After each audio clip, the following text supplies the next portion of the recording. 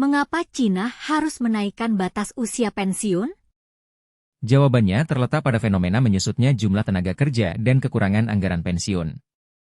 Usia pensiun untuk pria akan dinaikkan dari 60 menjadi 63 tahun, sedangkan wanita yang bekerja di pekerjaan kerah biru atau yang melakukan pekerjaan kasar akan mengalami peningkatan dari 50 menjadi 55 tahun, dan mereka yang bekerja di pekerjaan kerah putih atau pekerja kantoran dari 55 menjadi 58 tahun.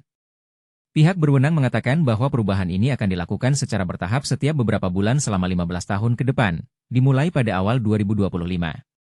Pensiun dini tidak akan diizinkan, meskipun individu dapat memilih untuk menunda pensiun mereka hingga 3 tahun. Namun, apakah peningkatan usia pensiun ini akan cukup untuk mengatasi masalah kekurangan anggaran pensiun? Yi Fuxian, seorang ahli demografi Cina dan ilmuwan senior di University of Wisconsin-Madison, mengatakan bahwa Cina mungkin akan menghadapi tantangan besar dalam hal proporsi masyarakat yang menua dibandingkan dengan negara-negara maju lainnya. Cina telah mempertahankan batas usia pensiun dan tidak berubah sampai sekarang, dan penundaan baru-baru ini masih belum cukup, kata Yi, menekankan bahwa jika kebijakan ini telah diterapkan 20 tahun sebelumnya, masalah saat ini mungkin dapat dihindari. Tahun lalu, angka kelahiran di Cina mencapai rekor terendah yaitu 6,39 kelahiran per 1.000 orang. Total populasi juga turun lebih dari 2 juta, dan terjadi selama 2 tahun berturut-turut.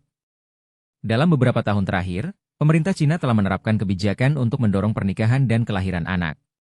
Namun, banyak wanita muda masih belum yakin untuk memiliki anak, terutama karena kondisi pertumbuhan ekonomi Cina yang melambat. Eli Friedman, seorang pakar politik tenaga kerja Cina di Cornell University, Amerika Serikat, menjelaskan bahwa menaikkan usia pensiun tidak akan banyak membantu kontraksi tenaga kerja. Jika ada, hal itu mungkin akan mendorong ke arah lain, katanya. Friedman menjelaskan, kakek dan nenek biasanya memainkan peran penting dalam berbagi pekerjaan untuk merawat banyak anak di masyarakat Cina. Jika generasi yang lebih tua ini diharuskan untuk menunda masa pensiun mereka, maka akan lebih sedikit yang akan tersedia untuk membantu tanggung jawab pengasuhan anak. Selain itu, kebijakan baru Cina akan mengharuskan karyawan untuk berkontribusi lebih banyak pada sistem jaminan sosial untuk menerima uang pensiun mulai 2030. Pada 2039, masyarakat di sana harus bekerja setidaknya selama 20 tahun untuk memenuhi syarat untuk mendapatkan uang pensiun mereka.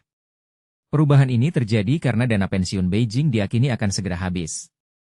Pada 2019, Lembaga Penelitian Negara, Chinese Academy of Social Sciences, telah memperingatkan tentang potensi menipisnya dana pensiun pada tahun 2035, perkiraan yang dibuat sebelum adanya dampak ekonomi dari pandemi COVID-19. Pemerintah tidak memiliki banyak pilihan karena kekurangan yang signifikan dalam sistem jaminan sosial, kata Yi. Namun, ketidakmampuan untuk mendukung populasi yang menua, secara serius merusak kredibilitas pemerintah. Meskipun menaikkan usia pensiun dapat membantu meringankan beban pensiun dalam waktu dekat, sulit untuk mengatakan berapa lama hal itu bisa bertahan, kata Yi.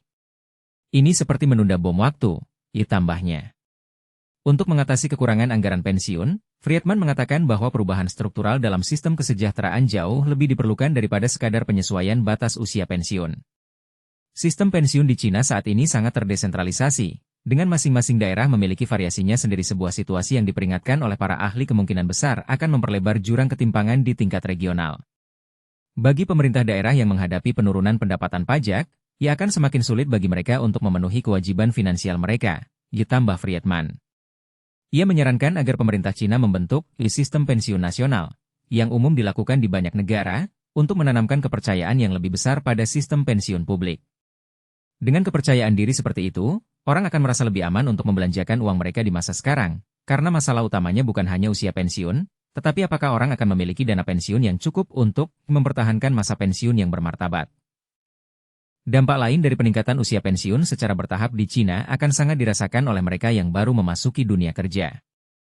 Penundaan masa pensiun berarti lebih sedikit orang yang akan meninggalkan pasar tenaga kerja, yang berarti lebih sedikit lapangan pekerjaan yang terbuka bagi kaum muda, kata Friedman. Hal ini terjadi pada saat tingkat pengangguran masih cukup tinggi di Cina. Bagaimana pendapat Anda tentang kebijakan menaikkan usia pensiun di Cina?